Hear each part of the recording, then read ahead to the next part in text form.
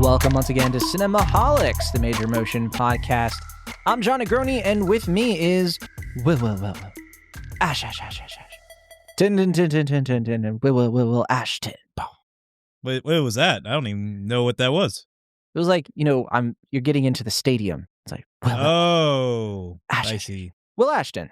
You're doing the like Civic Arena sort of like amplifying sound effect. Is that what you're going for right now? Okay, I get it. That's cool. I'll save. I have another version of that I can do that's a little bit more obvious. But maybe I'll save it for the next one. Okay. Well, I'll keep that in mind. Well, hey, Will, we're here to talk several films. We have 3 on the docket today. We're going to talk about The Voice of Hind Rajab. We're going to talk about Jay Kelly. And we're going to talk about It Was Just an Accident. I also have some film roulette for you this week. Oh, okay. We're bringing it back. We're bringing it back. Popular demand. People seem to like it. Real quick, I did want to mention... Wait, say again? One person said he liked it, so popular demand. Well, I told you about one person, but I got a little bit of other chatter too. It's not... I have references, but yeah, we did have one person reach out and say they liked that segment quite a bit. So nice. It was nice to hear. Yeah. Real quick though, have you looked at the Critics' Choice Awards nominations yet? I was kind of curious. I know there's like a slew of awards going on right now. Yes. And I think I've just kind of conflated them all in my brain. Because there's like the Los Angeles Film Critics have something that's going on or had something. And I think the New York Film Critics, and then like all these different organizations. I don't know about the Critics' Choice itself. Critics' Choice was 2 days ago. Oh, okay. Yeah, we're recording this Sunday, December 7th. Yeah. I thought that was like towards the end of the year. I mean, I know this is December, but I thought it was like later. Yeah. Yeah, what do you want? Yeah, sorry it's not in January. Yeah. It is slightly earlier than usual this year. So for folks who don't know, I am a Critics' Choice member. And I did want to bring it up because, hyping up the organization. I do want to get to film roulette, but for Best Picture, I was kind of curious what you might think of this slew. Which one? I want to know which ones surprise you and which ones don't. So this is what got announced for Best Picture: Begonia, which we had in film roulette last week; Frankenstein, which I think we had. No, actually, we didn't have that in film roulette either last week or this week. I don't have it on the list. Hamnet, which I know was on the list; Jay Kelly, which we're going to talk about; Marty Supreme, which I've almost finished watching. I paused my screener so we could do this recording. One Battle After... It was very difficult to do, by the way. And One Battle After Another, which you say is probably going to be your favorite of the year. Sentimental Value, which we talked about last week. Sinners, which we briefly mentioned last week. Train Dreams, which we talked about last week. And Wicked for Good, which we briefly talked about that last week. A lot of movies here that I think are very good. A couple of movies I wish were here. Well, what's your take on that? Yeah, I mean, no big surprises. I think those are all sort of the things that are in the conversation, as it were, for Best Picture, not only in terms of like the Academy and stuff, but definitely I think in terms of, some of the most talked about. Begonia is a little surprising. I feel like that one's kind of drifted out of the conversation. I like the movie a fair bit, but I feel like, it's kind of been... It's on some list, and then it's not. I feel like that one over something like It Was Just an Accident's a little surprising to me. That's the big miss for me. We'll talk about it at the end of the show, but I mean, that is just like such a fantastic movie. I can't believe it didn't get nominated, because I thought critics especially would be going to town for it. Yeah, I mean, I think the weakest of the ones you've listed that I've seen is Wicked for Good, which I don't think is a good film. I think it's not great. I haven't seen it still, but yeah, I have to say that I don't imagine I'll like it very much. I didn't really like the first one that much. Yeah, I mean, I thought the first one was fine, albeit with its own issues. But yeah, I'm supposed to be a part of a panel of people for a podcast discussing that film, and I'm kind of nervous to discuss it because I feel like I'm going to be the outliner, the one that's like, yeah, I thought that was pretty bad. And they're all going to be like, that was so amazing. Yeah. I loved it. Other big miss here is Secret Agent. I was surprised because Secret Agent did get a Best Actor nomination. Yeah. Among other things. So yeah, that was also surprising to see. I still need, that one, Hamnet. I feel like there's another one you mentioned. Marty Supreme. I still need to see all those. Probably going to see Hamnet pretty soon. If my weekend wasn't so busy, I was going to try to squeeze in Hamnet. I really almost got a chance to see it Friday. It's so long. Like it's like 2.5, right? It's like yeah, it is long. I don't remember exactly, but definitely over 2 hours.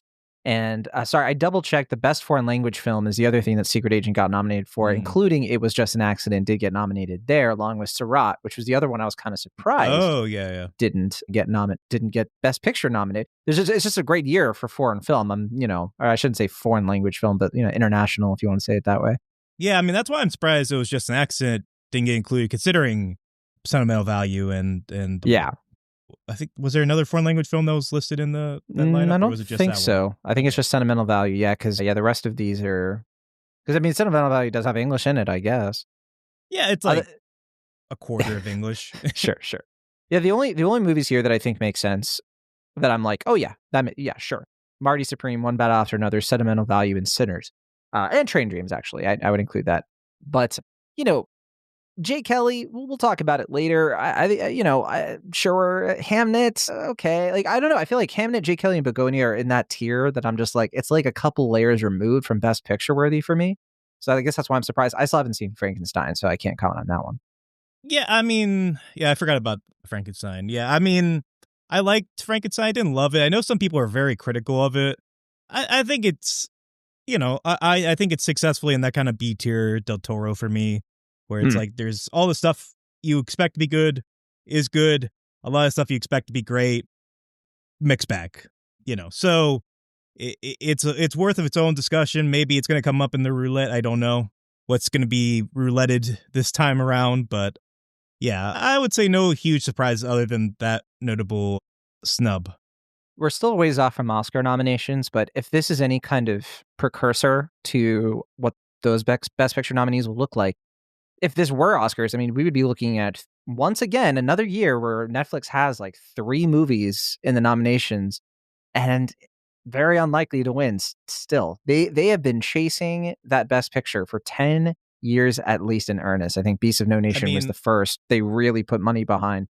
And they have just come up empty. And I don't think this is going to be the year. I think Train Dreams is probably the closest. They must have really thought maybe Jay Kelly would do a Marriage Story. He couldn't back in 2019, but I don't see that happening. I think they were really hopeful at one point for House of Dynamite, and it got a really strong initial reaction. And then since then, it's really kind of gotten across the board reactions. And I think their hopes of that being any sort of awards contender have been dashed. And having seen that film, I think I didn't finish it. Okay, I just I got bored. I mean, I don't know where you left off, but it's a film that starts strong, gets okay, and then ends kind of bad. I was like 15 minutes in. Yeah, that does not sound good to me. Okay. Well, let's just get into Film Roulette. We got a lot to talk about still, and let's start off with one of the ones we actually just kind of lightly brushed over, which was Sirat. Sirat's an interesting one for me. I think I didn't really know too much about it. I got to see it through the Three Rivers Film Festival, which I helped to work through the Harris Theater. And I was fortunate enough to see the film, and I think it plays really well on the big screen. I think it's at its best a sort of like exhilarating, kind of very suspenseful film. I feel like I was more about the build-up than where it ultimately goes, and it kind of ends on a deliberately sort of moody note without giving anything away. That I feel like, I don't know, kind of similar to House of Dynamite. It just kind of left me puzzled and kind of annoyed with where it ends. I don't really know how much the filmmaker really cares about its characters or really cares about the film beyond a sort of like Gaspar Noé sort of like shock factor that I think Gaspar Noé is much better at that sort of thing than what's accomplished here. But I think if you can see on the big screen, it's definitely worth seeing there. It's got great use of sound. Like I said, looks great. I can see why if you like it, you really like it. I think I'm somewhere in the middle on it, but I'm ultimately more positive than not, even though there's stuff about it that kind of nags at me. Yeah, I haven't seen it yet myself. I'm looking forward to, although I wasn't expecting you to be even that negative, although you're not overwhelmingly negative, of course. Yeah, and hey, again, for people who don't remember, Film Roulette, we're just going to go film by film, and Will's going to give his 1 or 2 sentence reaction. Now, of course, that was a very long run-on sentence. Yeah, sorry, I forgot about that. That's good old-fashioned Will. Okay, with this next one, I feel like you'll also struggle to keep it concise because you'll find out. The Flintstones, 1994. Oh, I remember that one being extremely well cast, but not the best execution. Interesting. I didn't grow up really on the first one. I grew up on the second one, Viva Rock Vegas. I mean, I did too. I feel like I saw the second one much more than I saw the first one, even though the first one's a better film.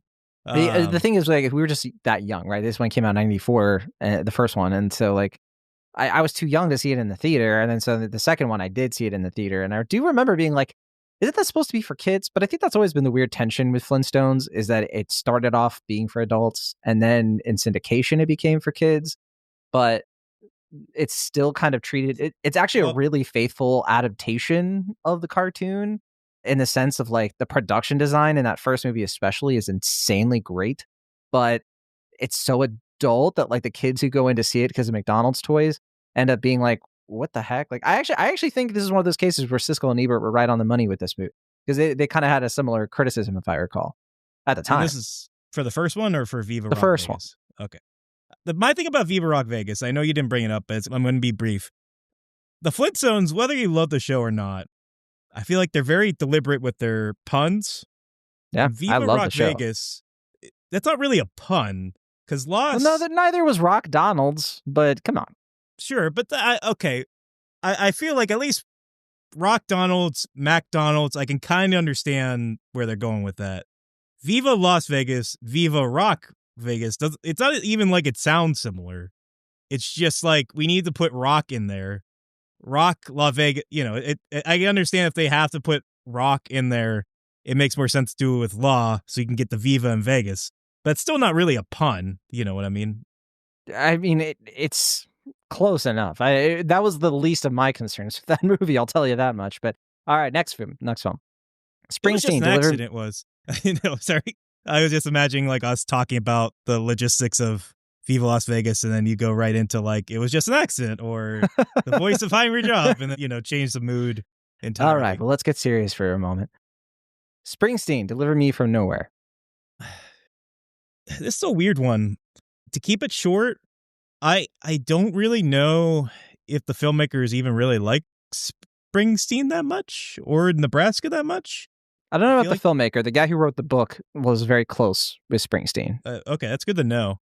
I mean, Nebraska is my favorite Springsteen album. I'm a Springsteen guy. I felt like it's a great album. They were trying to subvert some of the music biopic cliches, but in doing so, I feel like they kind of emphasized them. And I feel like that's as far as I can go without going on a tangent. Next film, Better Man. Oh, Better Man rocks. Like, that movie is so much fun. It's probably my favorite musical of the year. I mean, technically, I think it was last year. I don't remember the exact release date. But I saw it in January, so fair enough. I saw it this year, but yeah, it is a 2024 film. Blue Moon. Blue Moon's good.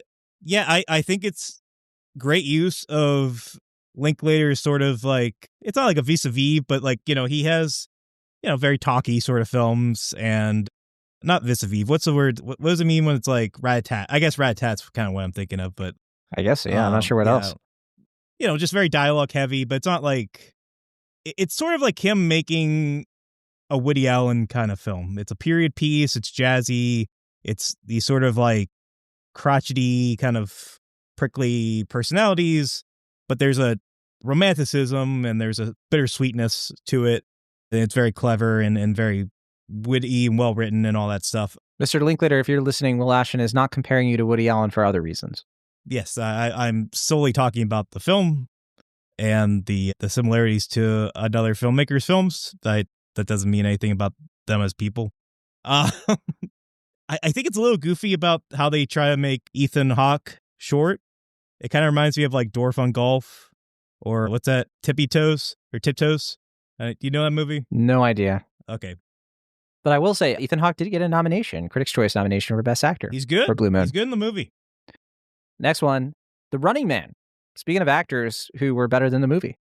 I mean, was Glenn Powell that much better than the film? I thought Powell actually was one of my favorite things about that movie, in a movie that otherwise I thought stunk. I thought the movie was all right. I thought Glenn Powell was fine, maybe slightly kind of miscast. I don't know. I'm not with you there. I actually think he kind of was spot on for me. I think it's just Powell, everything else, especially in the second half. Yeah, I don't think he was bad in the film.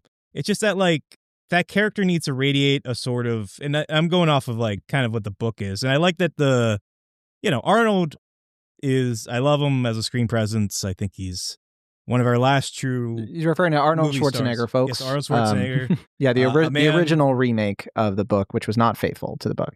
Yes, it wasn't faithful, but it was like pure cheese. It was doing its own thing. Yeah, it was like a big pile of cheese on nachos. It's just gooey and silly and doesn't really, it's not healthy, but it satisfies you for what it does. I feel like this movie very much wanted to hear closer to the book more than not.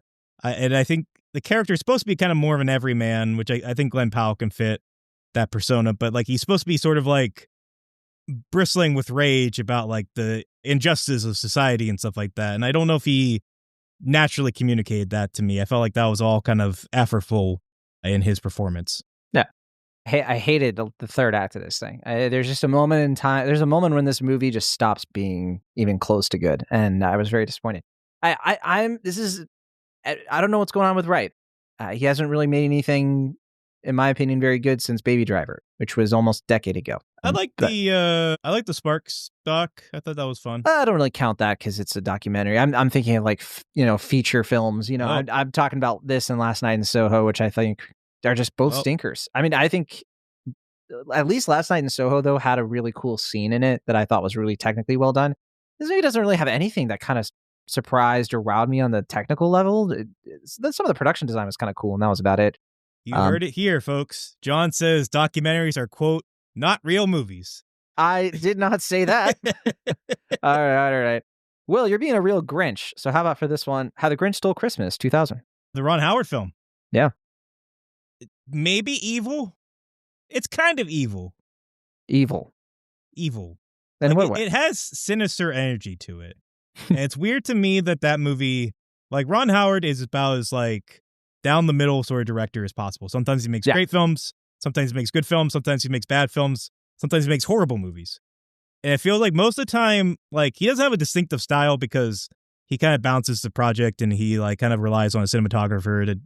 It feels like of all the films that he's done, the one time where he's like, I'm going to get weird with it visually and emotionally is The Grinch, which is probably where he should have been the most like, let's just keep it simple. This is a story everyone loves. Like, let's kind of do it. And it still made like it was the highest grossing film of 2000s. Maybe because everyone was afraid like Y2K was going to happen. I'll fact check you on that. I don't know. I think it is the highest grossing film of 2000. Well, yeah, you're right. $260 million domestically, which, isn't a lot by today's standards, but, even adjusted for inflation. That actually does surprise me because my thought was like maybe Castaway or Gladiator would have been number one, but Castaway's only number 2. And Gladiator's number 4. Wow. R-rated movies. But yes. All kind of bleak. Well, I guess Grinch is ultimately heartwarming. Yeah, I mean, I honestly haven't seen the movie since it came out, so I'm not exactly like, it's not fresh in my memory, but I was curious if you had seen it more recently than me, and I've seen a bunch. I don't know. 25th anniversary. Yeah, I know we watched it for N.A. Ogre like once as a one-off for one of the seasons. I wonder if that was for Cat in the Hat Probably. season. That tracks. All right, next movie, Predator, Killer of Killers. I thought it was pretty good. It's fun. I want to see it. I missed it. It's an anthology film. Because it's animated? Well, not only that, but like it's an anthology film and like each of the segments kind of feel like a story that you would pitch to a Disney representative for like what Predator story should be. Me? Yeah, because like John the first Negroni. one's Really? The first one's this like Nordic tale about like this Viking woman who's like trying to avenge like her father by like killing this like, overlord sort of guy, and the Predator gets involved. Second one's a Yakuza. No, not a Yakuza. It's a Japanese like samurai kind of story. Is all the animation different, like for each anthology? So like Animatrix? No, and I think it should have been. And I think that's actually one of the flaws of the film is that like I feel like it's not doing the Animatrix like different styles. It's more kind of streamlined. That's a shame. Visually. Because even like Star Wars Visions did that, which I thought was kind of cool. But All right. But the stories, even though it's an anthology, they do connect at the end. So I think that's maybe why they kept the kind of visually kind of similar style. So it's more like Marvel's What If. Yeah. Interesting. Yeah, I would actually say it's maybe a little bit more comparable, especially because it's a streaming film. But yeah, it's like this Japanese samurai story with two brothers who are separated and then, find themselves at odds when the predator comes. And the third one is like World War I believe it was. And it's about like a Spanish engineer who wants to be a pilot, gets in the war and like kind of has to like prove his mettle when the predator comes. I don't know. It just all seems like Jon, like stuff that you would, if you were to write short stories in the world of Predator, I think you would come up with similar type stories. Hey, challenge accepted. Maybe I will. All right, just 3 left to go. Shelby Oaks. Shelby Oaks is a bad movie. All right. And then next up. You get mad at me when I talk too long. You get mad when I don't talk enough. I don't know what you want me to do. I get it. Well, for folks who don't know, Shelby Oaks, horror film produced by Mike Flanagan and directed by Chris Stuckman, who a very, very well-known YouTube film critic. I mean, much more well-known than us, right? So we're kind of punching up, right, if we say anything negative. And we've talked about Stuckman in the past on this show. Oh, yeah, yeah. There. I maintain, I think it's really cool that he got to make a movie. All power to him. I wish it had been more successful for his sake. But yeah, I guess the consensus I've heard is that it's just not very good. And, that's a shame. But I think it's a first film. Maybe he'll make something better later. Maybe he should make a short film next and kind of, I could be meaner. I could be nicer. I'll just say, and I've heard a lot of people say this. If he wants to continue directing, that's fine. He needs to direct someone else's script. He's not a screenwriter. He can be an ideas guy, but he needs to give those ideas to somebody else. I mean, we've known he's not the best screenwriter since the infamous Man of Steel or Batman versus Superman sequel script he wrote or whatever it was like a decade ago. Tell that to Zod Snap. Yeah, that one. All right. That's enough of that. Next movie here, Speed Racer. The Wachowski film. Yeah. I need to revisit it. I remember being fascinated, but also like put off by it when I saw it in theaters. It's gained a cult following. I feel like I'm in it. I loved it in the theater when I first saw it. Oh, you're in the movie. Yes, you can see me in the stands. You're Speed Racer. That's what your girlfriend calls you. Oh, yeah. No, I meant I was in the theater, part of the cult following. I remember seeing it and the critics sniffed at it and I was so confused. I was like, this movie rocks. And I just remember there were other people who were of that opinion. And I was like, sweet, I'm not alone on this one. I saw it the very last theatrical screening, at least during its initial run in Pittsburgh. Because I remember it like kind of zipped out of theaters real quick. But everyone was that like, fast. Yeah, he was speedy, all right. But I remember everyone was like, whether you like the movie or not, you should see it in theaters because that's like, it's a theater movie. And so I saw it in theaters and I remember being kind of confused but intrigued by it. And also there was a guy that came into the theater like 25 minutes before the movie was going to wrap up. All these snacks they had on hand. Is that really huge concessions? He's the Speed Racer. He showed up for the next showing. Even though he was only there for like the last not even quarter of the film. He was like the most animated audience member I think I've ever seen in my life. That's amazing. Yelling at the screen, cheering, dancing when the end credits song came on. It was very bizarre. I wonder if he was that Happy Time Murders guy I told you about, or Maverick and I told you about. Well, he didn't get inappropriate. Okay. In that respect. Okay. That's there were other people in that movie that were similarly anyway. Speed Racer has some really cool editing moments. Some of my favorite transitions in a movie. All right. Last one. Kill Bill, The Whole Bloody Affair. Still need to see the Kill Bill Whole Bloody Affair. I like Volume 1 and Volume 2 a lot. I feel like at the time... I want to see this. I heard he made some really specific changes that enhance the experience. Well, I think it's mostly the version that premiered at the Cannes Film Festival, right? And that before... Yeah, in like 2006 or something. But I think he made other changes since then, too. So, So for people who don't know, Kill Bill, Quentin Tarantino originally released Part 1 and Part 2 separately because... Volume 1 and Volume 2, because it was just too long, right? I mean, it was like 4 hours and something. Well, and it was Weinstein, and Weinstein hates a long film. Yes. And it was always, for Tarantino, it was always intended to be one long thing. And so years after the movie came out, he did The Whole Bloody Affair. And it was only ever this kind of like gimmicky sort of, we're going to release it in some theaters here and there over the last 20 years. And I think you're referring to, I think it was, like maybe it was Cannes or something like that. It was some film festival they would show it in like New York. They would show it. I always heard about it. And he did specific things to the movie. Like there are entire scenes that have been added to it. He changes part of the plot. So one of the biggest plot twists doesn't get spoiled in the middle of the movie at the end of volume 1, it did theatrically. Mm-hmm. And so Tarantino's always said that is the way to watch this movie. And so I'm really curious. I've always wanted to see it. And I think it's a theater movie. My problem is like, when can I find the time to see something this long? It was hard enough watching Avatar Fire and Ash, which was 3 hours and 15 minutes. And that took so much time out of my day. But yeah. I mean, I love that he's finally getting it out there. I wish he'd kind of keep his mouth shut, but I about guess Paul Dano. Yeah. Why is Paul Dano catching strays from Quentin Tarantino? That was so random. And Matthew Lillard, apparently. I don't know why. I didn't even hear about that. What, because of Five Nights at Freddy's 2 or whatever? He just was like, I don't know. I don't even remember exactly what he said. I just know Matthew Lillard was just a weird guy. Sad. But I don't think Paul Dano's responded to it. But I remember... Why would he? There's no upside at all. But like, I remember Tarantino was like saying that stuff in like 2009. And even then, when I was like a teenager, I'm like, does he not understand the point of the movie is like, Dano's character isn't supposed to be the charismatic one? Like, he's supposed to be the Weasley I just guy. think he's a pretentious film nerd who will like fixate on something meaningless. And I also think that he looks down on Dano because he sees something in Dano that reminds him of himself, and he projects his own insecurities onto the guy.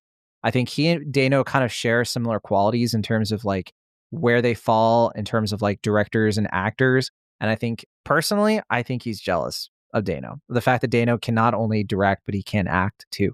And so that's my like speculation. Maybe. I don't know. It is funny though that like, going back to like From Dusk Till Dawn, when Tarantino's like, who should play my brother? Who looks like me? George Clooney. Of course. I also think it's just kind of funny that like Jake Kelly. I bet you that he could just like it could be as dumb as like they were in a bar together one time and Paul Dano like made some kind of weird joke to him about feet, and then he just always held it against him. It could be as petty as that for all we know. I did hear some folks were talking about, because I know Tarantino loves The Host and Memories of Murder, and none of those were on the 20 best films of the 21st century list. Memories of Murder is in my honorable mentions.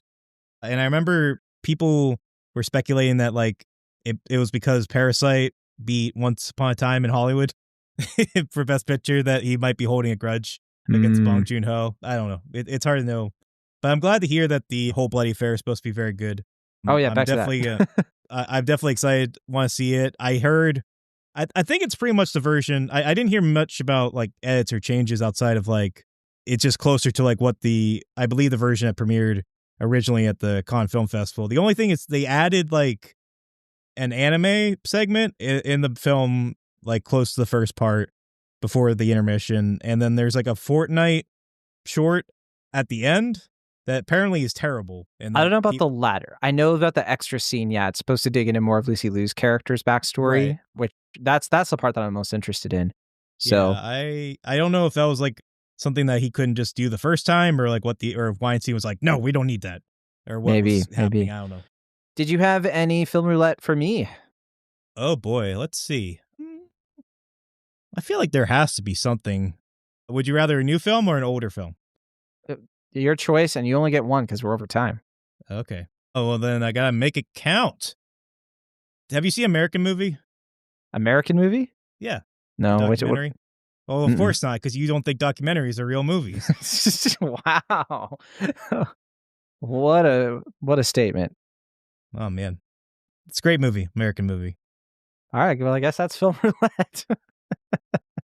All right. Well, I guess we'll just very smoothly transition into our first review of the evening, and that is The Voice of Hind Rajab. And oh boy, so this is a new. It's kind of It's kind of like a docudrama. You could compare it to being a docudrama because it's kind of inventive with how it uses real life footage and real life audio recordings in a fictionalized format. But for reference, this is from Tunisian filmmaker Kaouther Ben Hania, probably pronouncing that completely wrong. But yeah, she wrote and directed this movie in my opinion, with the same kind of like rigor, the same kind of like piercing sentimentality as Four Daughters, for folks who might have seen that one. This was produced, however, by an international team. It includes a lot of people: Nadim Shakrua, Odessa Ray, James Wilson, and a seriously staggering roster of executive producers: Brad Pitt, Alfonso Cuarón, so many people. And the film itself, the setup here, is it's reconstructing with this really devastating kind of filmmaking format the final emergency call of Hind Rajab, who's a 6-year-old girl trapped under fire in a bombed car that was getting shot at in Gaza, while the Red Crescent volunteers in the West Bank were desperately trying to reach her and get some rescuers to be able to get to her. It's 89 minutes, and it's a pressure cooker of a movie. It's very procedural. The performances here are really the key strengths, because this is a movie. When I say pressure cooker, I mean it. Like it's one location, and it's very economical and minimalist with the types of scenes that we're dealing with here. So the performances are what have to bring it. We have Saja Kalani, Multaz Malhis, Amar Hillel, and Clara Khoury, who I've never seen in a film before myself. And without giving anything away, I just think that this movie is truly like one of the most harrowing film experiences I've had in a while. By the end of this movie, I was sobbing. I was genuinely sobbing. I was angry. I was furious. I was so despondent at, and it's rekindling a lot of these emotions that I feel like a lot of us have been feeling for the last 2 years, and just the atrocities that are just ongoing, and continue to be happening. We don't have to get into the political nitty gritty of it in the sense of like where things are at with it today. Needless to say, there's still violence and death. It is a genocide. You can come for me in the comments all you want. What's happened there is completely unacceptable, and we need justice, because this is just one of those movies that needs to happen. It needs to exist because it really brings into the forefront the human tragedy that just a lot of us find too abstract really to reckon with when we read news headlines or people talk about stuff on an app or something in a video format. There is just nothing like a film being able to package that into what Ebert called an empathy machine, into a way for people to actually engage with this stuff. It worries me that it's not going to reach a lot of people who will just put their heads in the sand. But I do think time is not going to be kind to those people who know that they're wrong, and they just continue to espouse things that they know are indefensible. And so this is one of those important movies that's going to serve as a time capsule, something that's going to, outlast the moment we're in, where it just feels like insanity is rampant when it comes to people not reckoning with these situations. And yeah, needless to say, this one is a wallop. We're kind of starting with a pretty heavy one. It's playing internationally in select theaters. I don't know exactly when it's going to be hitting the US. I think a lot of that is still, I think December 16th is the date I last saw that it might be hitting some more theaters, but it is very sensitive, and I do wonder how the public is going to take it, because this is a conflict that is so polarizing and so controversial, just in terms of like cultural echo chambers. If you actually look at the polls, vast majority of Americans find this to be ridiculous. But it's not actually like as controversial at like the people level as they would make you believe, in terms of like the widespread population, which is like, yeah, why the heck is that happening, is usually the response. But all that said, Will Ashton, what did you think of this one? Yeah, I mean, when you look at this film and then last year's or I guess would it be this year? Well, last year's film, this year's best documentary winner, No Other Land. What's really striking about both of them, as you mentioned in part, was that, especially over here in the US, it can be very difficult to kind of parse, like you said, and talk about these things, because everything gets about the big broad picture, the macro. And that movie and this movie are very good about like just looking at it from a very humanist perspective, and just looking at the stories that are being told and lost just from, very direct, very linear, not even political. Well, I mean, No Other Land is a fairly political film. And this one obviously is inherently, but in a very direct, dramatic sense, it's just about, this office. It doesn't really lend itself to a very kind of directly cinematic style. So that's where like you said, it relies on these actors and performers to really capture that. And it has a sort of like Paul Greengrass kind of style, like in the first half of like United 93, where you're kind of watching and knowing what's to come, but you're watching it almost in a like in media res kind of way. Like you're just there in the moment watching it happen. And I will say, I mean, Ben Hania, I know I saw two of her films prior to this, Four Daughters, as you mentioned, which is mostly a documentary, but it's kind of like a blend. There's like some dramatic or dramatized segments, which I guess is a little bit closer to like what this is. Like it's mostly a drama or dramatization, I should say, with like, some documentary touches. The actual voices, as the title suggests, the voice of Hind Rajab is the actual poor girl that's, in the car here. It's not an actress. It's not someone performing it. It's the real person. Right. That obviously lends itself very directly to the emotionality of it. And the movie tells you that, to be clear. Right. It's best. No, it breaks the fourth wall. Yeah. Yeah. I will say, as far as her past two films, I remember thinking she's really, really good as a documentary filmmaker. I think as a dramatic filmmaker, I was a little underwhelmed by The Man of Solar Skin, which is her prior film. I haven't seen that one. Yeah, I think the documentary stuff here is undeniable. The last like 15 minutes of this film are some of the most gut-wrenching filmmaking that you'll watch, all year. It's just, if you're not affected by that, I mean, I don't know what to say. I mean, it's harrowing to watch. I think some of the dramatic segments didn't fully work for me just because they're so amplified that it can feel maybe a little overdone, given the sort of, grounded, realistic filmmaking that's being employed for it. When they go for something very directly dramatized, it can be a little much. But I think it's more in the middle of the movie.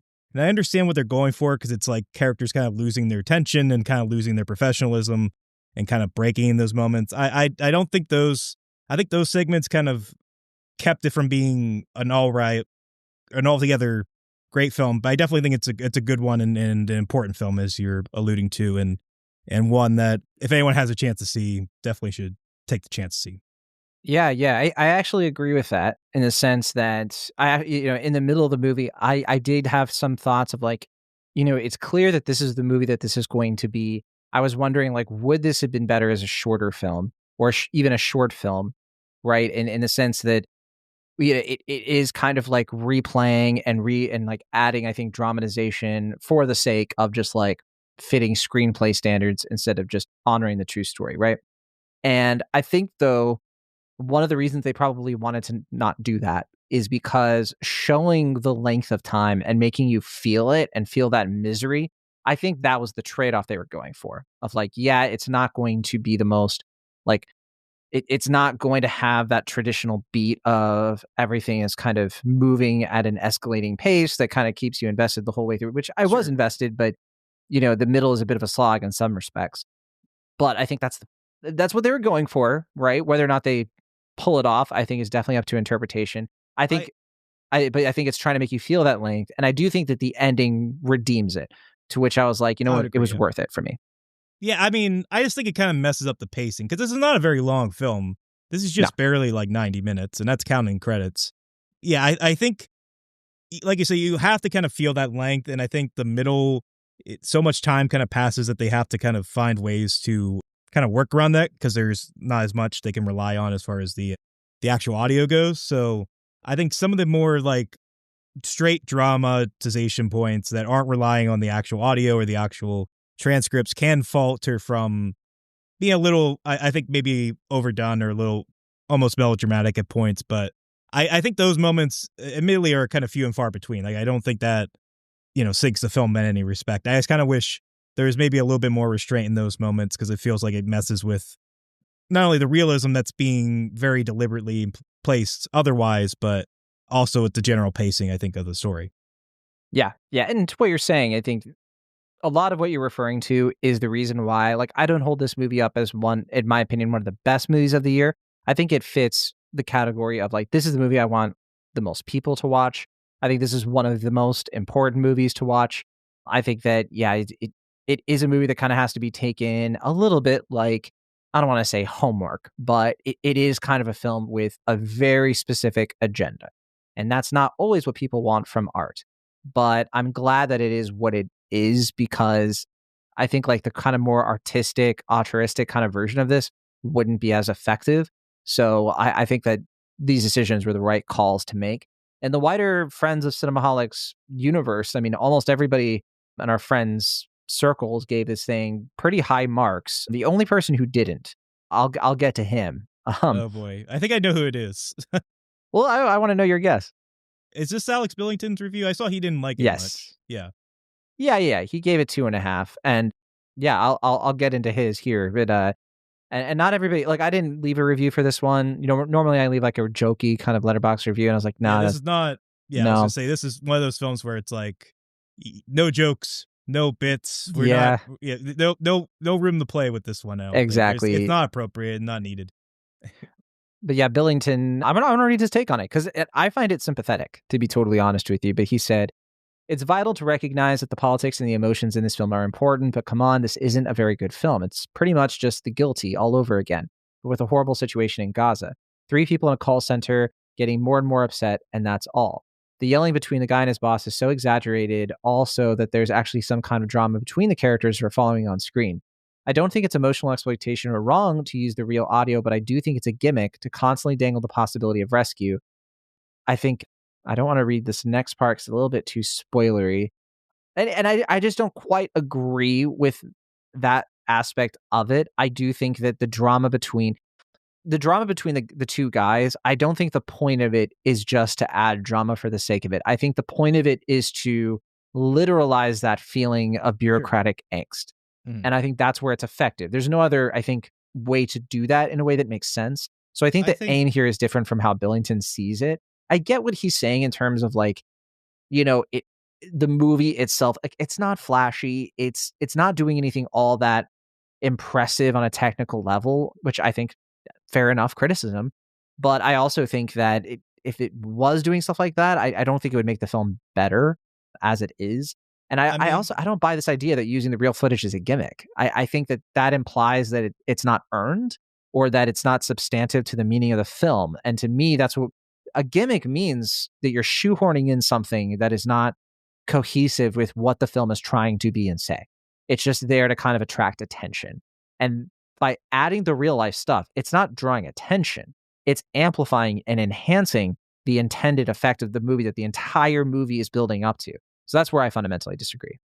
Yeah, I mean, I remember people were kind of saying the structure of 4 daughters was a little gimmicky, and I didn't really agree with that sentiment either. Yeah, I feel like some people maybe, I don't know, may not agree with Ben Hania's style, and that might be more of a personal thing. But yeah, using the word gimmick is not something I would use. In any case, I can be a little sympathetic to Billington, only in the sense of like, for me, those 2 interactions, and I get, like you said, I think it's very apparent that the movie's commentary emphasizes sort of how the bureaucracy of this whole thing is a huge detriment, and it kind of beelines a lot of the humanity that people can try to work around or not really reckon with in sort of directly very humanist situations. But I think, and this is, I guess, a very mild spoiler, but it doesn't relate to anything in the plot, but I'm just going to use it as an example. Late in the film, these 2 characters have a scene where like they're in separate, there's like a door between them, but they're both like playing on a video game together to kind of like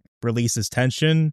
And it's like a shooting game, which I find very fascinating. It's like the idea that like they're using like these war games to like break away from the tension, but like it's all done without dialogue, and it's like subtle. And I kind of just wanted a little more moments of that and less of the like shouting.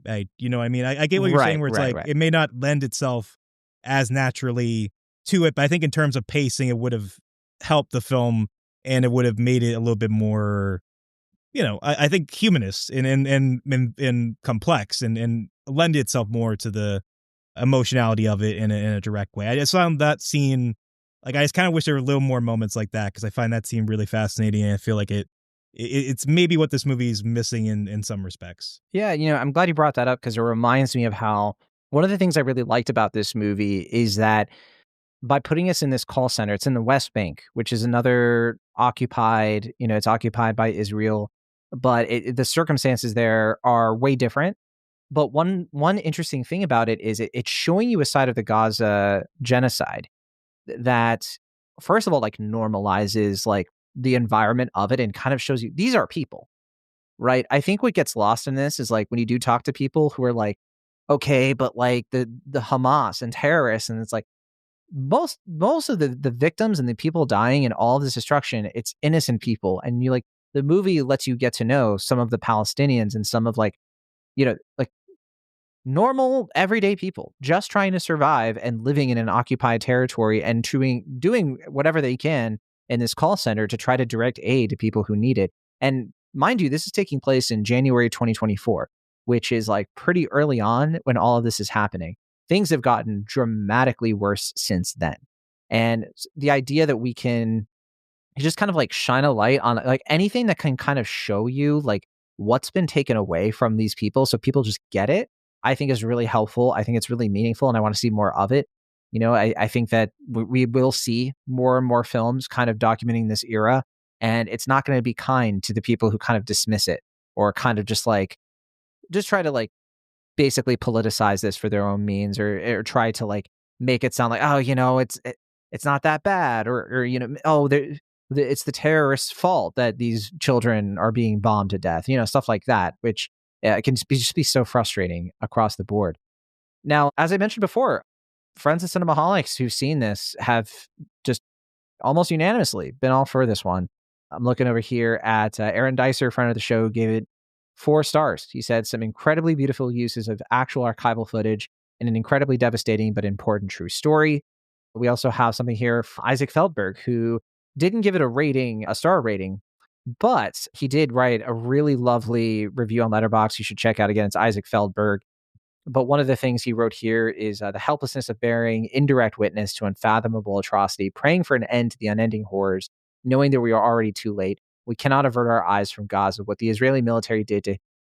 I'm gonna stop there because I don't want to give certain things away because it mentions a couple specific plot things. But yeah, it's really hard just to like relive the film again, even through some of these words. We also have a friend of the show, Emma Sasek, Aunt Emma, as the listeners know her. She gave it 4 stars and she wrote absolutely harrowing, heartbreaking, and tragic, a living nightmare. And I think that covers it for friends of the show. I think it's still pretty early on, so I think more and more friends of the show are going to be checking this one out. So we'll keep an eye on that. But yeah, did you have anything else you wanted to add, Will, before we move on to the next film? Yeah, I mean, like I said before, I think for whatever faults I have, it's undeniably a powerful film and a necessary one. Like you said, I think, as time goes on, there'll probably be better, probably more encompassing stories that talk about this time in a more maybe direct and visceral way. But I think, especially for the here and the now, I think people, if you want to just see a very humanist take on this very harrowing and dark, and sadly still ongoing story, it's definitely worth seeing, worth recommending, and discussing, finding people to talk about it with. Yeah, for sure. All right, well, Ashton, real quick, Rotten Tomatoes game. We'll just do the Rotten Tomatoes score. 53 reviews counted. What was that? Well, I know this one actually. I was gonna stop you because I didn't think you were gonna do the Rotten Tomatoes game because I don't know. I feel like doing a game for okay, fair enough. Isn't really the vibe, but I know this one has like a 99%, 98 on Rotten, or 98. I think that was in the email I got for the screener. So I imagine other reviews have been added to this, and I mean I haven't seen what the negative ones are and why they might be negative. It could be a variety of reasons, and I think I don't necessarily think that is an indictment upon the point or what the film is trying to say necessarily, right? So anyway, that is The Voice of Hind Rajab. Again, I believe this one's going to be hitting more theaters December 16th, maybe December 17th.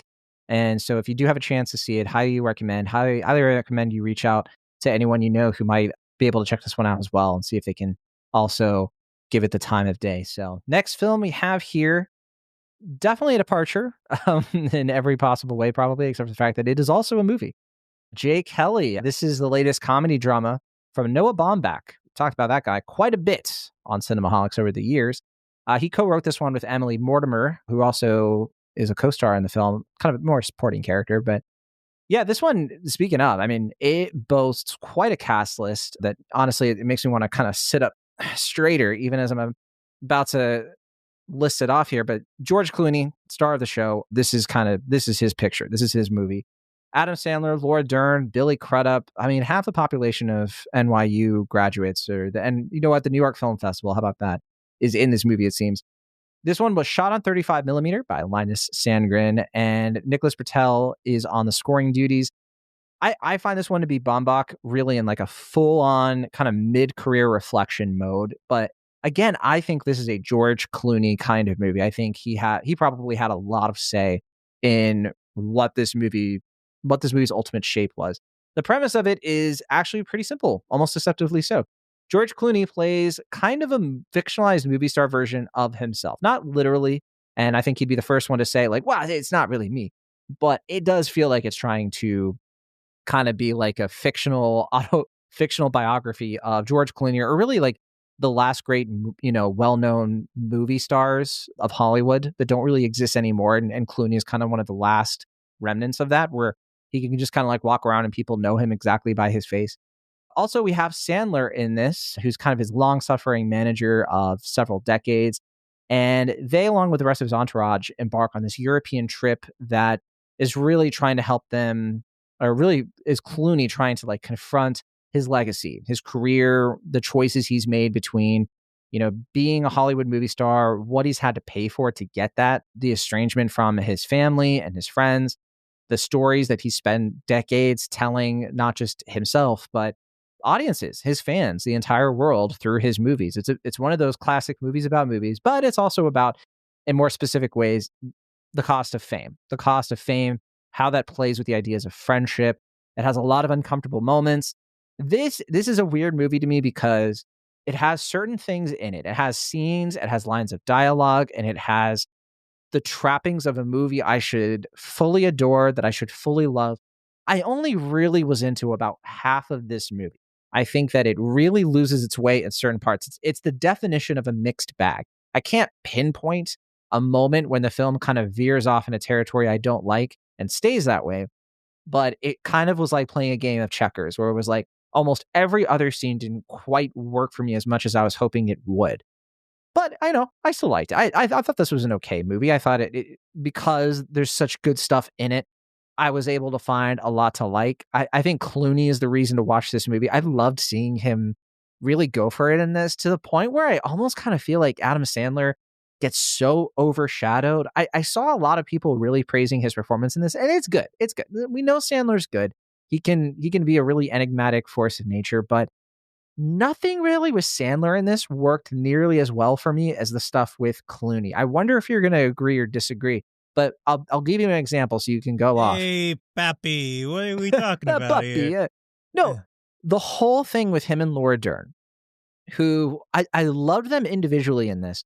Their whole subplot did not work for me. It felt so out of place. I didn't understand why it was really there. It felt like it wasn't really part of the screenplay's momentum. I understand why George Clooney's character is Jay Kelly. I understand why he's doing everything that he's doing. The screenplay properly sets up his journey, how he goes from this to that and does this and that.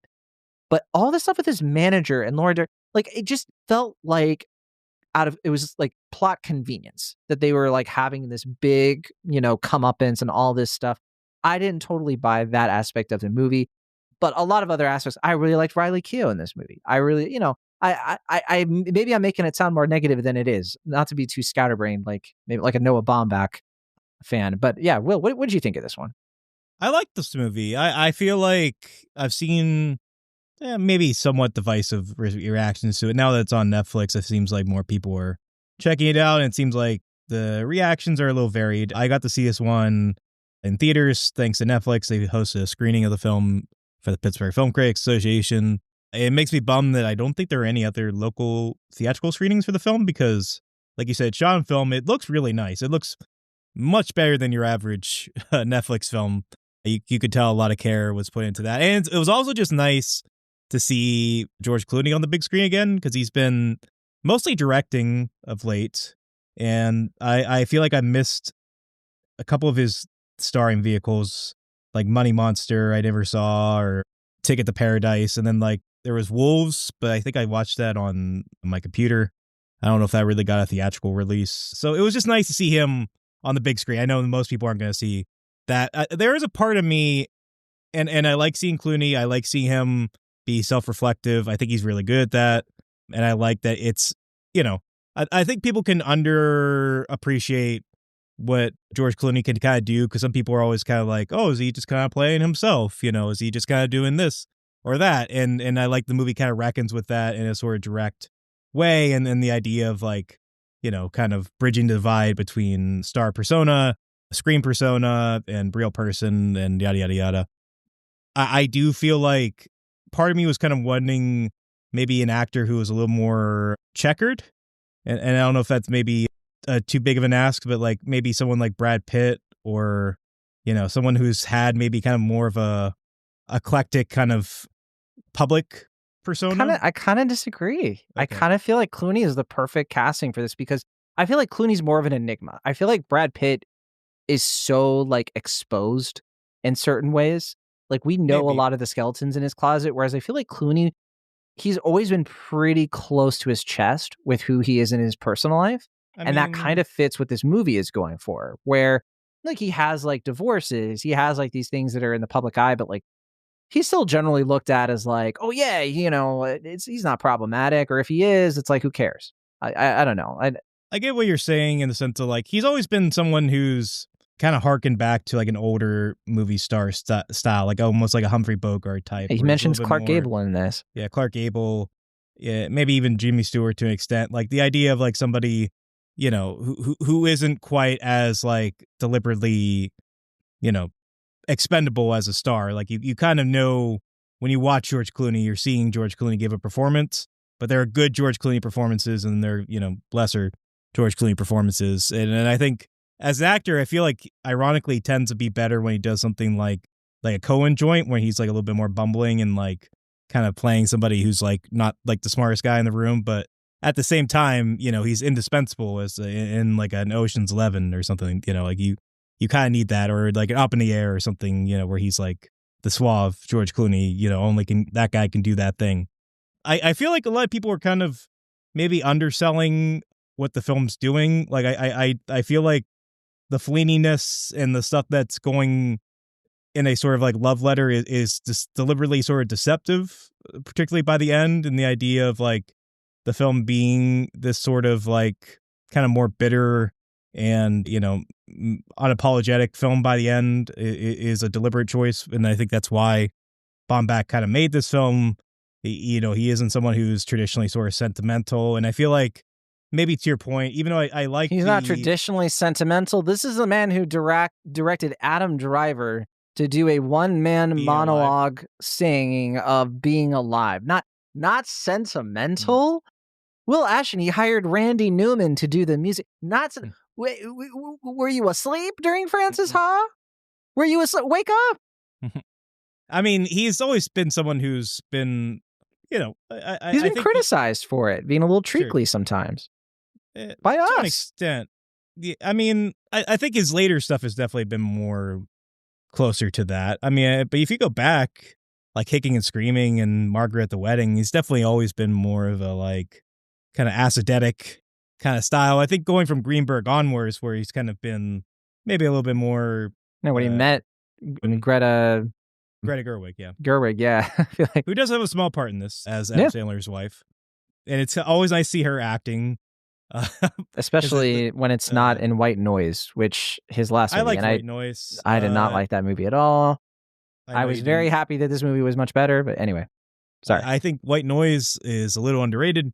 I mean, I think it's kind of a fascinating film if you were to compare that to like One Battle After Another, as far as like taking these sort of like very literary books like of a high standard and turn them into like blockbusters. Obviously, One Battle After Another does it much, much better, but I do have to kind of appreciate the chutzpah, I guess, of White Noise and what it tries to do despite its faults. But yeah, I don't know. I mean, I think this movie, I don't think it's reinventing the wheel. I feel like other movies have kind of tackled this sort of like star persona in crisis thing before. But I think it's well done. I think it's well acted. I agree with you that I don't think this is Adam Sandler doing, maybe if this was his like first dramatic performance, I would be like, whoa, like where is this coming from? But like, I don't even think this is the best Adam Sandler Noah Baumbach performance. I think it's Meyerowitz stories. Meyerowitz story, I think he's amazing in. I think that's like maybe one of his top 3 performances to date. I think he's good in this, and I do like the inclusion of him. I think one of my favorite scenes of the movie, and I don't want to give away who his other client is because it's kind of supposed to be a surprise.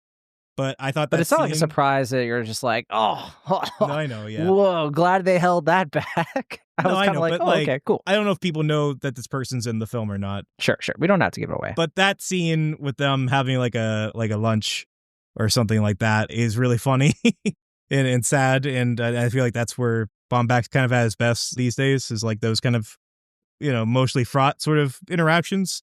Yeah, I liked it. I feel like it's, I don't think it's something that needs to be in the best picture conversation, but I can see why it is. Movies are always going to be considered in that regard. And yeah, I think there's a lot to like in this. Yeah, I like it fine as well. And I like that, again, I appreciate what it's doing for George Clooney in this sort of weird metatextual way, even if it's not truly about him or what have you.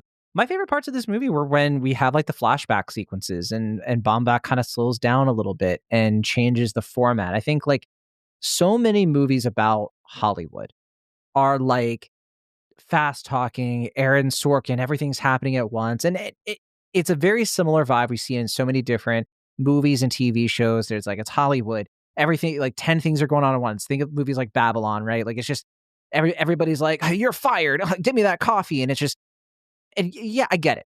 That's Hollywood. That's kind of like true to the spirit of it. One of the things I really liked about the studio, the Apple TV show that you don't think exists because you don't think any Apple TV shows exist. Great show. And one of the things I like about it is that, yeah, it does have some of the Sorkin-ness to it, but it also just kind of has a lot of like more slowed down, like meditative stuff too, which is also part of that equation. Like I love it when filmmakers kind of break that format, that trope a little bit, and do something more somber, a little bit more like extended silence and like, a movie set that's a little bit more chill. That was something that I liked about BoJack Horseman. Like, I was just about to bring up BoJack. I feel like this is much closer to BoJack than the studio in style and structure. Like Jay Kelly is, or Jay Kelly, yes, yeah, I agree, and because I think studio is doing something slightly different in some ways. But I mean, I wouldn't say studio and Jay Kelly are that far apart. I think studio is a lot funnier, but it's more of like hijinks and it's trying to be funny, whereas this is like barely making jokes. I think this is more directly funny than maybe you're more situationally funny, I guess. I don't know. I just don't think any of it is that clever. That's my big criticism. Yeah, I don't know. I mean, like I was saying last week, I think it's interesting to compare this film with Sentimental Value, especially because they're coming out around the same time. Yeah. And how they're both sort of, I'll bet one from a filmmaker standpoint, one from an actor standpoint, kind of wrestling with like, I gave my life to my career at the sacrifice of, I'm estranged from my kids. I'm estranged to one daughter, and the other daughter kind of resents me, but wants me in her life enough that we have this kind of cordial relationship. And it's very similar. Yeah. I mean, ultimately, I think Sentimental Value, for its faults, pulls that off a little bit more because it's a little bit more well-rounded and whatnot. But I kind of, I don't know. I feel like some of the highs of this film maybe hit me a little bit harder in that respect. I don't know, but it's hard to say. I don't know. I would say this movie has a better ending than Sentimental Value. I actually really like the ending of this. I think it's so fun. And the last line in particular, I was like, all right, Baumbach, at least you nailed the landing on the end. I would you knew how to end this one correctly. Yeah. Because I feel like the ending of Sentimental Value is very telegraphed. And it's kind of like one of those things where it's like, perfectly said. Like I know what's going to happen here. I know like when they introduce this is what's going to happen. Yeah. So it's like, it didn't hit me as hard as I think it intended to. Whereas this ending, it's really that kind of bitter ending of just like, you sacrificed, all this, and for what? Spy Kids 3? Which I don't think they show a clip for, but I kept waiting for a Spy Kids clip to appear in the film. I wanted the Nespresso ads. Oh yeah, I know you said that on Letterboxd. Yeah. I just wanted him. I wanted the scene in Spy Kids 3 when he's doing the Sylvester Stallone impression. I wanted that scene to come up. That would have been great. Friends of the show, Isaac Feldberg, he gave it 1.5 stars. He was not a fan. He said somehow George Clooney convened a movie star pity party for himself that involves extended sojourns in the Italian countryside, tailoring by Caruso as overseen by Jacqueline Duran, and a finale that answers the question of, was it all worth it for the people I failed along the way by seating every last actor in the cast in a theater to nod and grin like sycophants at a highlight reel displaying leather heads in the midnight sky? Okay, I thought it was charming. I mean, I guess like you're gonna have a different reaction. I'm gonna have a different reaction, but it worked for me. It is the epitome of a scene. It's like, and then everyone clapped. I don't know. I mean, I think it's very deliberate that the movie, you know, with a few exceptions, like I think they show clips from like Burn After Reading and a few other actually good films. Like a lot of the clips they show at the end there are like his lesser films, which I think, you know, kind of adds to the punch of like, you know, this is what he gave it up for, you know, and it's like, you know, obviously he's made great films, but like Jay Kelly. You know. Allison Johnson, friend of the show and co-founder of In Between Drafts, of course, and our editor-in-chief, she gave it 2 stars. No review. I know she really did not care for this one as well. Who else do we have here? Oh, Aaron Dicer again. He gave it 4 stars, and he left a little review here. He said, I think it might be easy to mistake this movie for a typical This Is Your Life reassessment of priorities and how family is more important than work. But I think there is something much subtler and more interesting going on here, where you land on work-life balance becomes secondary to an empathetic exploration of the pros and cons of fame in its fullness, the human consequence of the broad unknown as it competes with the intimate known, the pull of identity versus performance and how they bleed into each other on both sides of the curtain. The final crescendo is so perfectly calibrated to present both a true and a meta-narrative in their fullness, and I was deep in my feelings by the time it finished. A few minor issues with pacing just aren't enough to keep this from hitting my favorites of 2025. So a bit more favorable on it than I think you or me, but I really liked his summary there. I think that he's getting at what worked in the movie for me, at least at some similar extent. Yeah, and I mean, I think, you know, we kind of touched on it in an indirect sense, but like, especially I think as I get older and I review more, I think the idea of like, you kind of have to break the barriers a little bit as far as like stars in real life. Like, I mean, I don't think they're always quid pro quo, you know, they're always like exactly the same, but like, you know, a lot of times a star's persona is going to lend itself to the film and you know, what you know about them will inform the film, you know, in a very direct way, because it makes you like realize why they chose this project or like why they're, you know, feel it's important to dedicate their lives to tell this story and all that stuff. So, I mean, you know, I like a film that kind of directly sort of tackles that. Like I said, I don't think it's revolutionary in that respect, but I think it's interesting and entertaining for the most part. Friend of the show, Man of the Jedi, gave it a heart, and her review is just an inside joke from the movie that won't make sense if you haven't watched it. Chris Evangelista gave this one a review. He said, I like Baumbach. White noise is underrated. All right. Will Ashton's friend, Chris Evangelista.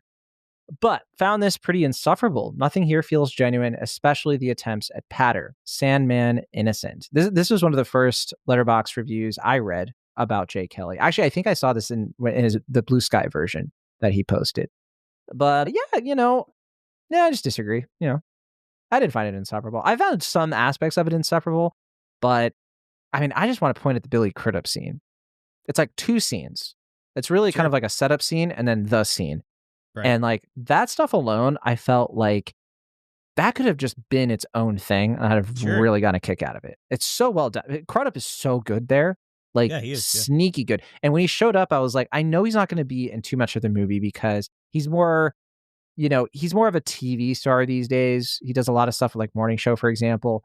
But, and he's not like, I think, a big enough star to be like a big like anchor of this Baumbach film, I guess. But he should be because he's so good. I mean, that's kind of the point, though, right? It's not like it's really meta in that respect too. Like if you like go back and like watch his like films in the late 90s or early 2000s, Almost Famous, Big Fish, what have you. I mean, you know, he could have been a bigger star. The reason he wasn't, I think, is you can look up his personal life. Something happened with Claire Danes that I think definitely hurt his career. In the long run, we'll get to Claire Danes because she left a Letterboxd review here too. No, I'm just kidding. Oh, really? Okay. Well, I'd be very interested. Yeah, I don't want to dig up dirt. You can, if you don't know what I'm talking about, you can read his personal wiki page, I guess. But yeah, no, I mean, I thought that was really smart casting. I thought he hit it out of the park. I thought it was, it's very smart, casting and acting there. I agree. A friend of the show, Emma Sasick, Aunt Emma, to those who know her, she wrote, I quite enjoyed this one. We might not be world famous actors, but we also get those moments when we reflect back on our choices and wonder if it was all worth it and if it mattered. I enjoyed George Clooney's charismatic and pensive performance here, especially the regret he shows on his face.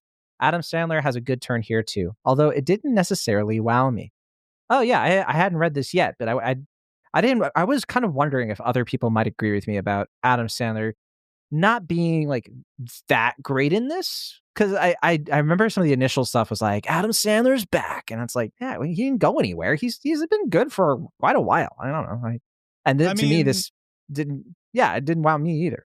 I definitely got the vibe that like, he's been doing really strong dramatic work for a while now, and the Academy just hasn't recognized it. So if he gets a nomination for this, it's not undeserved, but it's also like one of those like, hey, I'm sorry, we didn't, it's the classic Sensible Woman thing of like, here you go, Chief. We should have given this to you a while ago, but yeah, here's your due.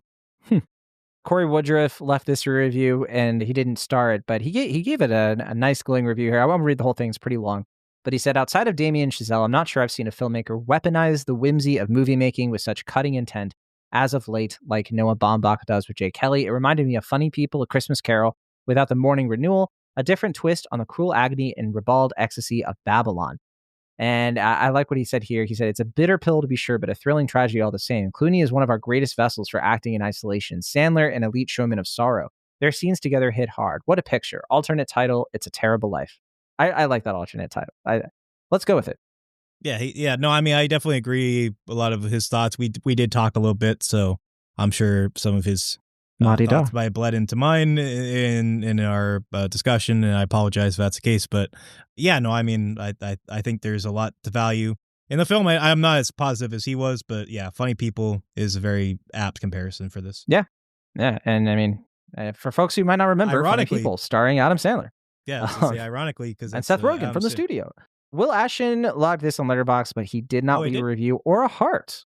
So who knows what he thinks. I was gonna say I didn't remember putting a review for this one. So you did not. Not even a little jokey joke. I know. I don't know. I mean, I guess that was It's your right as a human being. And I'll run through these next few a little faster. Corey Everett gave it 3.5 stars. Let's see here. Actually, that's all on this list here. Oh, maybe that's the last one. Oh yeah, Alex Billington. I knew I had one more. Alex Billington gave it 4 stars and a heart. All right, so that is Jay Kelly. Will Ashton, do you look at the Rotten Tomato score for this one already, or do you want to make your guess? It's 176 reviews. Yeah, I don't think I actually saw the RT score for this one, so I can take a honest to goodness guess. All right, go for it. I think it's like 82%. You're not too far off. You are 6 points away, and I'm pretty sure you would guess 6 points higher or lower. It's 76%. Okay. So not too bad. Certified fresh, technically. And I think you can kind of tell, like, a lot of the reviews here, even though it's 76, some of the reviews are pretty high. It's not like mostly middling reviews, which sometimes I think sways their decision-making with what's certified and what's not. I could be wrong, but also 86% popcorn meter for 50-plus ratings, which is pretty low. I get the sense that not a lot of people have been watching this on Netflix. Not a lot of people have been talking about it. I've hardly seen any chatter, to be honest with you, since it started to get its kind of initial rollouts in November. So yeah, I think this one's going to kind of come and go. I don't know if it's going to do a lot. Yeah, I don't know. I mean, it seems like people are aware of it, at least. I mean, I think once it gets its inevitable sort of reaction from the Academy, I think probably more people watch it then. I don't think it's like an old timer, but I think it's worth watching if you're interested. Well, hey, let's finish strong with, gosh, I'll just get it out of the way. This is one of my favorite movies of the year. It was just an accident. I loved this movie. This is a remarkable new thriller from Jafar Panahi, who wrote, directed it, and in true Panahi fashion, he produced this thing in just utter defiance of every system trying to silence him as a filmmaker, as has been the case for years. This is a guy who's gone to jail for the love of the game. I mean, that's where this movie originated. Was he was talking to people that were incriminated in the Iranian He shot this largely in secret without a permit. There are actors, female actors, who are not wearing hijabs, and so or I think that's what you call them, which is against the law. Head guards, and in Iran, that's the case. That's one of the subplots of the movie. The film itself is it's a very minimalist film in terms of the cast and crew. It's a co-production between Iran, France, and Luxembourg. And it premiered in the main competition at Cannes, where it went on to win the Palme d'Or, and deservedly so, I think. So the setup for this movie is pretty unsettling. It's about more unsettling than you might think the tone of the movie really is. So it's about a group of former Iranian political prisoners from various different things, like workers' rights, or it's a whole list. But and a lot of them you don't really get the full picture, but they have become convinced that they've encountered the man who once tortured them. However, they were all blindfolded, so they it's difficult for them to know for sure it's really him. So what follows from there is this really tense kind of moral reckoning, chamber drama, kind of powder keg sort of movie, where they are going from place to place in this van that I swear I can smell that van. Going across the entire city, going for just trying to figure out what to do with this guy, trying to decide if they can go through with their revenge once they capture him, but is it really him? It's a movie that is really trying to examine these ideas of what does justice really mean? It's one of the better movies about revenge, because so many movies that investigate what revenge is about and what revenge is doing take the easy way out so often. And I think they come away from commentary on revenge without truly grappling with the consequences of either choice and how either choice can doom you. And it of course follows in line with the real life parallel story here of Panahi, who spent years of his life facing imprisonment, bans on his filmmaking, and him turning that angst, that political nature that he puts into his art, his personal history, turning that into a work here that is just so courageous, but also so gripping. I was so hooked in this movie. I barely breathed. It was just start to finish. I had to go to the bathroom. I could have paused it. It was a screener, and I was no, I got to keep going. I got to pee my pants. If I pee my pants, it was just an accident. Yeah. You're about to have an accident is what you were saying. It's pretty much. Yeah. I loved this movie. I thought it was so good. I just, many aspects of it. I have only the smallest of quibbles, but what do you think? I mean, there is a poop joke in this film, so there is. That's a good one. There's an accident. Yeah. Yeah, I mean, we kind of indirectly influenced each other as far as you picked based on my screeners that I had. You picked The Voice of Hind Rajab, which I think was a very noble and worthwhile choice. And I pushed you. I mean, you were planning to watch this, I'm sure, at some point, but I was saying, I would really love to talk about this film because I think it's notable and important.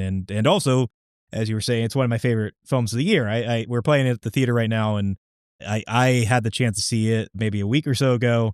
And I mean, when you see films like this, you have a certain, going into it, I think a certain expectation. It's going to be very serious, very, heavy, very important in a certain respect, not unlike The Voice of Hind Rajab.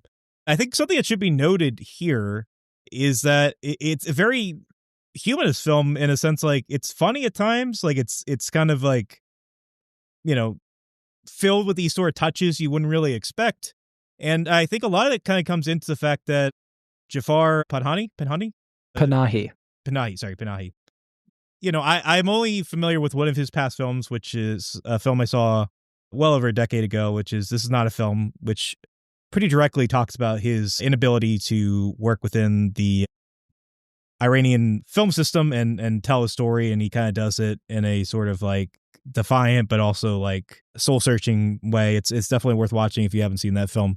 But yeah, I mean, I think something that's notable about him, especially compared to Iran's, I believe their choice last year, which was The Seed of Sacred Fig, where that filmmaker, and that's a good and worthwhile film in its own right, but that filmmaker sought exile and was kind of taking that film and using it in a sense as sort of a protest in many respects.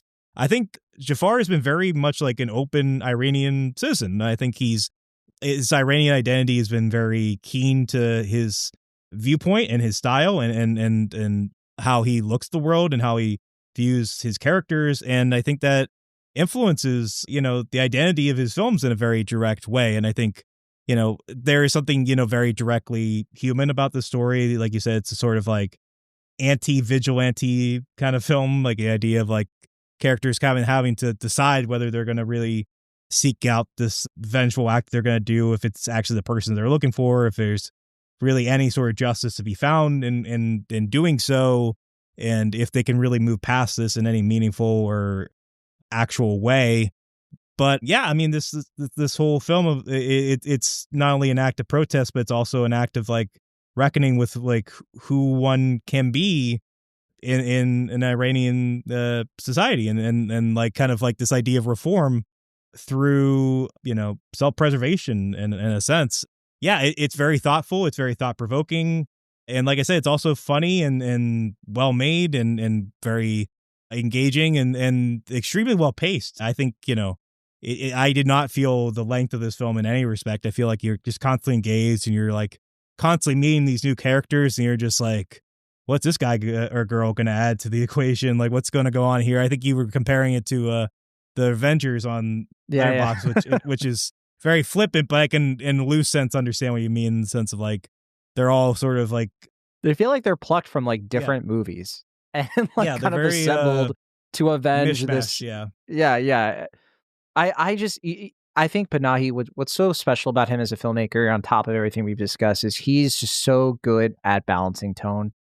I think that there aren't a lot of filmmakers who can do it as well as he does, where I think like his ability to, like you're kind of saying, have a little bit of that goofiness, a little bit of that realism, a little bit of that cynicism, a little bit of that agenda, a little bit of that, like scarring kind of like feel of a place. Like it all just kind of like fits together so well, to the point where like, yeah, he can put in these scenes where sometimes it's just fun and games, and we're kind of on this like weird high stakes, but also kind of ridiculous adventure with these people. And my only quibbles with this movie honestly come down to a couple of scenes with Hamid, who is the blue shirted character who kind of comes in a little bit later than everybody else. And I liked what his character added overall. There are a couple of like really long, like these extended monologues with him that started to kind of break through the seams of the movie a little bit too much for me. Not so much that it took me out, but I did remember being like, I feel like I'm watching a play here, but the rest of the movie was not like that. And it just, the immersion it was like a little bit of a blip here and there with his character, even though I liked it overall. And I like what the movie decided to do with some of the characters here at a certain point of the movie that I thought really made sense to me. And I think all three of the movies we've talked about, they've all had really good endings. That's like a really interesting common theme between all three of these. This one is the best ending, because this ending is so good. It's one of those things that like, it's coming, it, but it's the movie saying like, I'm not going to cop out. Like, I am actually going to follow through with what life is, I'm not just going to go for like the easy stuff, and it's going to be exactly what it needs to be and nothing more, nothing less. And it had me gripped, to the point where I was like, can it be like the Avengers where there's an extra scene at the end? And unfortunately there was not. Yeah, I mean, I feel like ambiguous endings can be sort of a crutch at times, and I feel like, I think about movies that had ambiguous endings this year, like Sirat and House of Dynamite, and those endings kind of left me annoyed because they felt more like cop-outs, or kind of more like, well, I think there are deliberate choices made for both those films, to be clear. I think they end purposefully, but they also end in a way that feels kind of like, well, you can make your own ending, like it doesn't feel as definitive to me. It just kind of feels like, what are you going to do? Yeah, all right, that's the end of the movie. Which is how you end a short film. It's not how you end a movie, to your point. But this movie, even if the ending is ambiguous, it's very, very purposeful as far as just like capturing that feeling of what it's going to be like for this character moving forward. And I don't want to give away the circumstances of the ending, because I think it should be experienced. But it does, yeah. Your heart kind of drops when you hear a certain sound effect, because you just know it's kind of like the ending of Sopranos in that way. Like it's like this idea of like, whether something happens or not in this respect, this is what his life's going to be like, and it doesn't really make much of a difference, and that's just like how our things are going to be. And then that ties so meaningfully to the idea of this film of, what does one's life after imprisonment really mean as far as like an Iranian citizen? Like it's the idea of like, like you were suggesting, this character, the one character has a sort of like mouthpiece aesthetic, and I get that. Hamid, but Hamid, yeah. But I kind of like that, like he's able to incorporate what I would assume are a lot of his feelings about, post imprisonment or, kind of ongoing imprisonment as it is in Iran, but like imply or implement it into like all these different characters in a way that feels organic. It doesn't just feel like, here's what I feel like when I'm angry, or like, here's what, it's not like Inside Out, it's just like, it what a feels comparison. like, yeah, I know. Yeah. It feels like these characters all are understandable and relatable and sympathetic, but like, they all sort of tie into like what I can assume Jafar and people you talk to for research for the film could feel at any given moment, and it adds to the richness and the texture of the film, and I think in a very impactful and thoughtful way. Well, I have to bring up Vahid Mobaseri, who is the guy who plays the character of Vahid.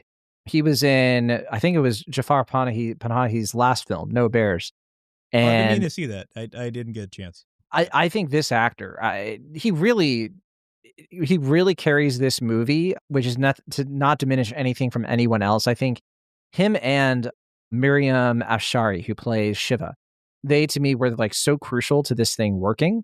And I really liked them in equal measure, but Vahid has such a difficult job in this movie.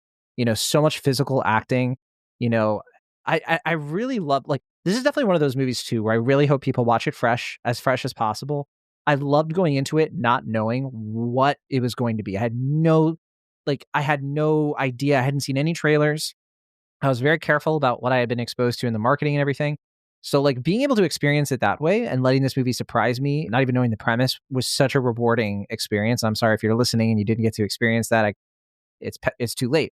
But I mean, if you can still like watch it and get an interesting experience, I think. But yeah, for me, what I really, really liked about how this movie sort of grappled with its like main premise, which again, it's kind of like a conventional, how many things have we seen about like, is revenge bad? How do you not do it? What is the difference between justice and revenge? Like, how many times have we gone over this?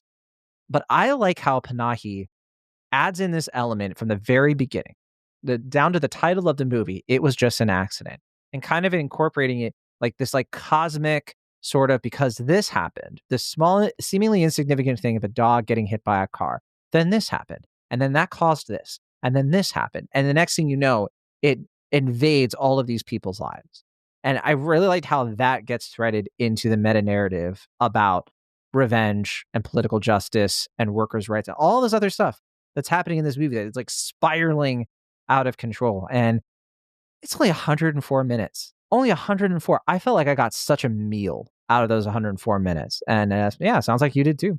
Yeah, I really did. And yeah, the actress that plays Shiva, I believe it's Miriam Afshari. Afshari. I don't think she's had any other film credits. This is her only one. At least on IMDb. Yeah, I mean, as much as I agree with you about the lead performance, I think I was maybe blown away more by her because there's so much interiority that has to be communicated here. She's someone who is way more sort of like deliberate in her life choices and a lot more sort of, calculated and someone who has to kind of come to deeper realizations in a sort of intuitive way, but like communicate them in a very engaging way dramatically. I think it's a hard performance as well. And for a first time actress, I thought that was incredible. Well, Ashton, just like with Voice of Hind Rajab, we are far from alone on liking this movie. Once again, friends of the show, and a lot of our friends have seen this one. It has been out for a while. It did, again, premiered at Cannes, so a lot of folks have been able to see this one at various festivals, and of course, it's screener season. Only one person in our orbit gave it a low review. Can you guess? I wonder. I don't know. I mean, I don't know if I've... Here's a hint. They have been brought up already today in a previous... Is it Billington? It's Billington. Oh, man. 2.5 stars. And look, while I found, again, his hot take on Voice of Hind Rajab, I found that somewhat sympathetic, or aspects of it. This one, I'm like, nah, dude, nah. He did watch this at Cannes, and he said, this isn't funny or interesting. Lie. It's a short film concept stretched out into a very boring feature. Lie. Very dry, simple filmmaking. Lie. I've seen way better work from Panahi before. Hey, I could understand that. He's made great films. Very meh. I thought Papa Panahi would have learned something from his son's excellent film, Hit the Road, from 2021, but it seems he didn't. Well, Jesus. He also, in the comments, as, in the immediate aftermath of this, people were asking him about it, and he said, somebody was basically implying, like, did he get the Palme d'Or as, like, a political award? And he said, yes, it was a political pick. She admitted it in the press conference and been waiting to give Panahi the award for decades. Oh, well. Well, I think time has proven Billington horribly wrong, because, like, this movie has been running the rounds and, like, it's unanimously accepted. And, I'm not trying to dogpile on him. Billington's been on the show. He's entitled to his opinion, but this is a miss. I fair and balanced.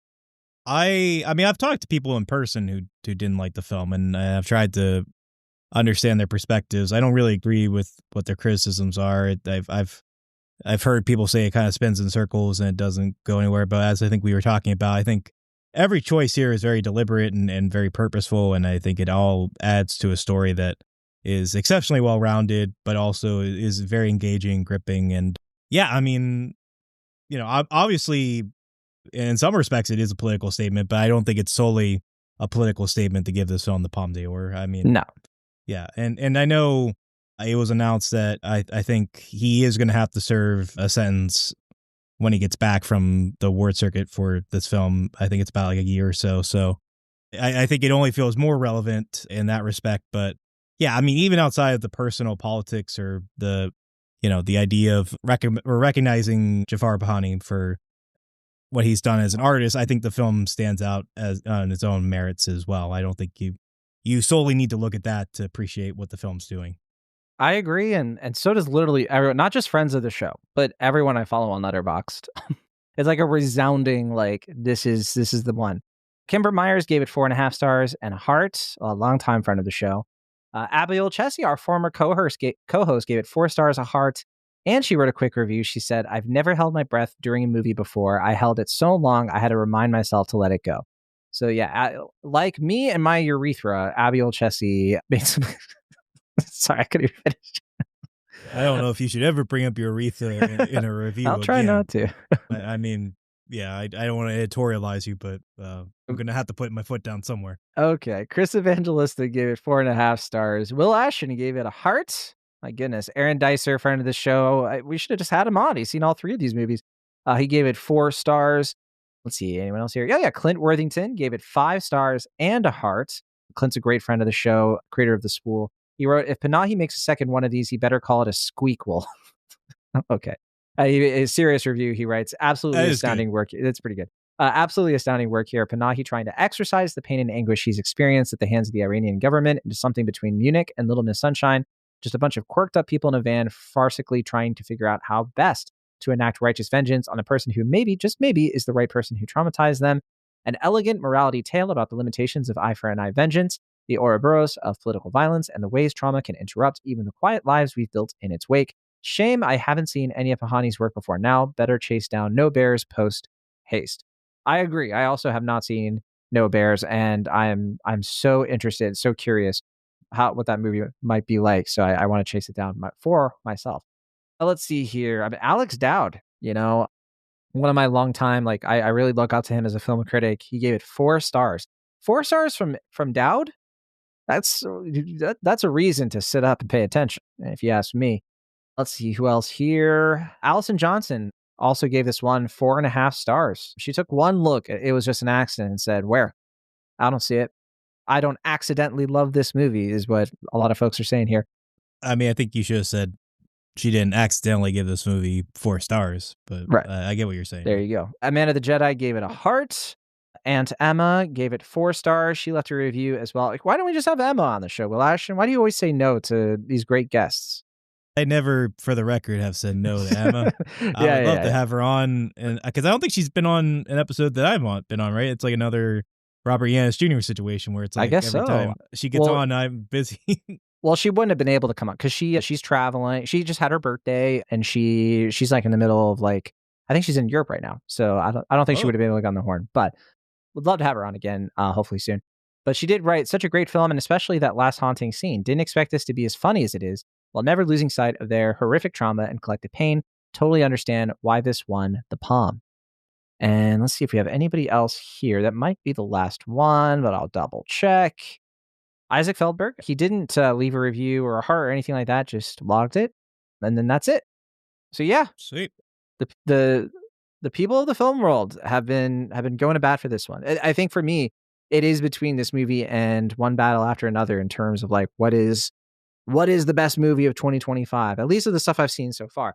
I will say I haven't finished Marty Supreme, but that's also in the conversation for me. We'll see if it sticks the landing, but I have been digging the heck out of that one, not to speak too soon.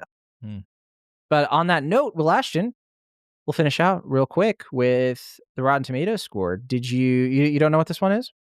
I don't 169 reviews counted. I don't think I know the score for this one. It's got to be high if everyone's loving the movie. Well, most people are loving the movie. I'm going to say 98%. 98% it is. Exactly the same as Voice of Hind Rajab. And actually a similar amount of reviews as Voice of Hind Rajab, funny enough. But yeah, 98%. And yeah, and not accidentally. It's also 91% on the popcorn meter right now for 50 plus verified ratings. And with that, that's all we got for you this week. Nice. On Cinemaholics. Now, in terms of what we might talk about next, there are plenty of other movies that we are looking forward to seeing because it is still screener season. I really want to see The Secret Agent, for example. Same. That's on my list. I already mentioned that I'm going to be finishing up Marty Supreme.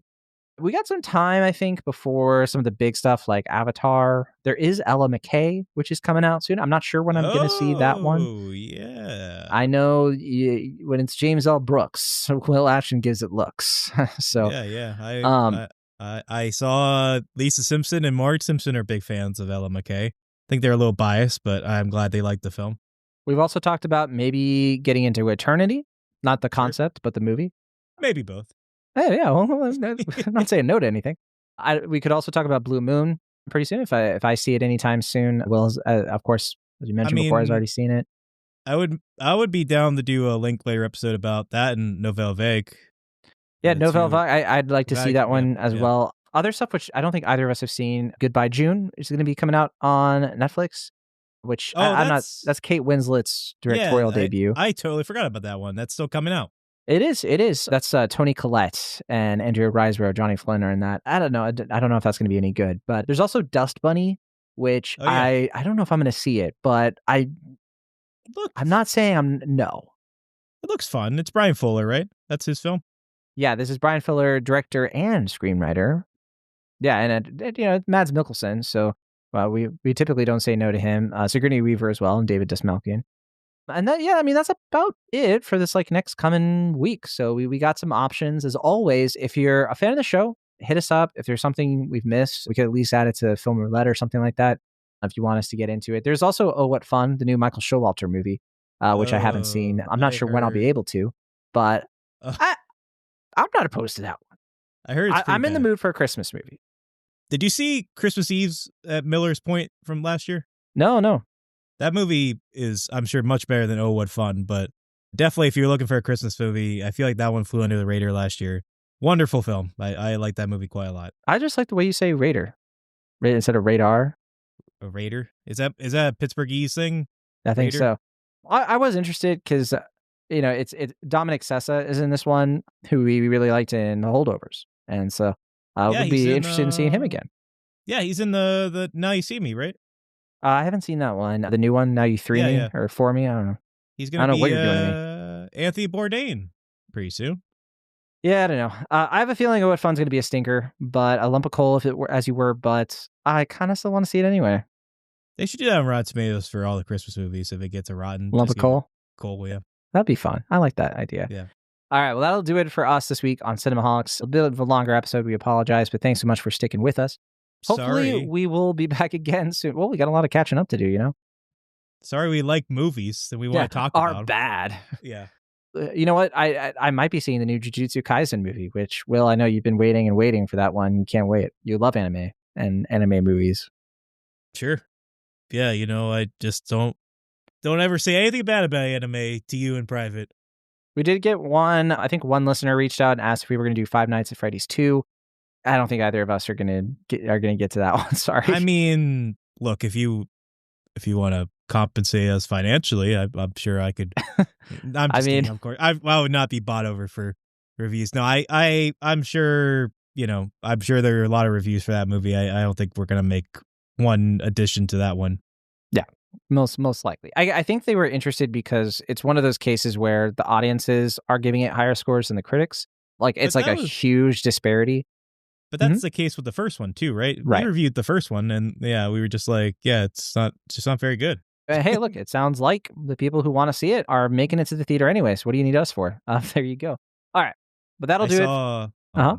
Sorry, I saw someone like posted because like the Rotten Tomato score was like 30-something% for what do you call it? The Five Nights at Freddy's 1, and then it's like 11 or 12% for a sequel. And they put them back right next to each other, and someone posted a picture of a record store of Michael Jackson's Bad next to Weird Al Yankovic's Even Worse. That's fun. Yeah, I thought that was funny. All right, well, that's a good way to end it, I guess. Thanks so much for listening to Cinemaholics. We'll hopefully be back soon. From the Internet California, I'm Jon and Will. And from the Internet Pennsylvania, I am Will Ash. See you next time.